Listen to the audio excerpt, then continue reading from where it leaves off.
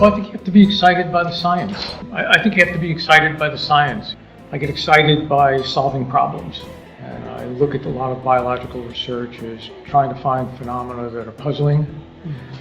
And if I can get an insight into how some piece of biology works, and then do some theory and collaborations to either prove it correct or incorrect, sort of the whole process of seriously thinking about things is quite exciting, especially if you're looking at a problem in a way that no one, as far as you can tell, no one else has. All of a sudden understand something, I've always found that extraordinarily pleasing. If you're doing good high-risk science, you're not going to be right all the time. You have to recognize that some of your ideas may not pan out. But as long as you continue to have a few good successes, I think that's enough to keep you going, or at least it is for me.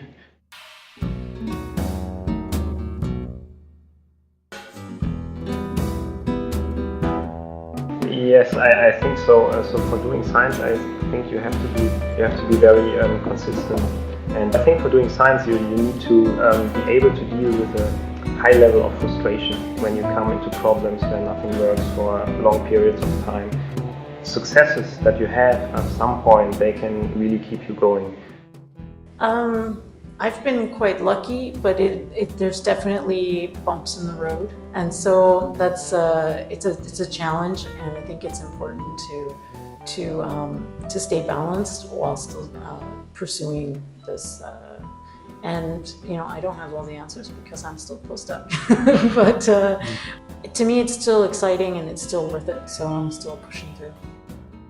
Absolutely go for it. I'm in the UK, which in Europe is the worst for the percentage of women in engineering. But there is absolutely no reason why you cannot succeed. It's an interesting area. There is a lot of good we can do, and go with what you're interested in.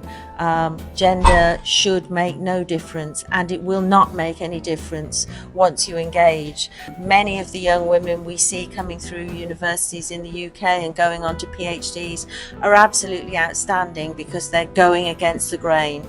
It's a very unusual thing to do, but that doesn't mean it's not a fascinating, creative, exciting thing to do. So go for it.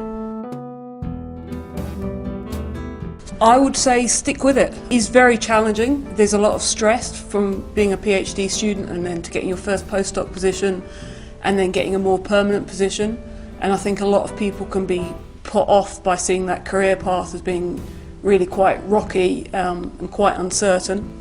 But I would say it is a fantastic career. You get a real freedom to do what you want. You get to talk to the most interesting people in the world.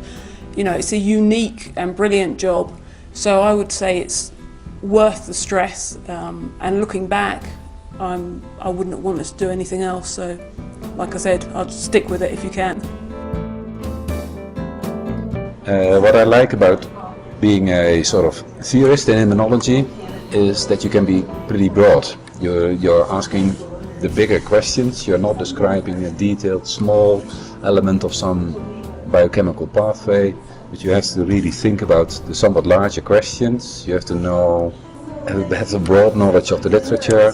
And you can approach this with this modeling approach. So in this area, in this interdisciplinary area of bringing immunology, virology and theory together, you can be broader, and that is something that I like very much.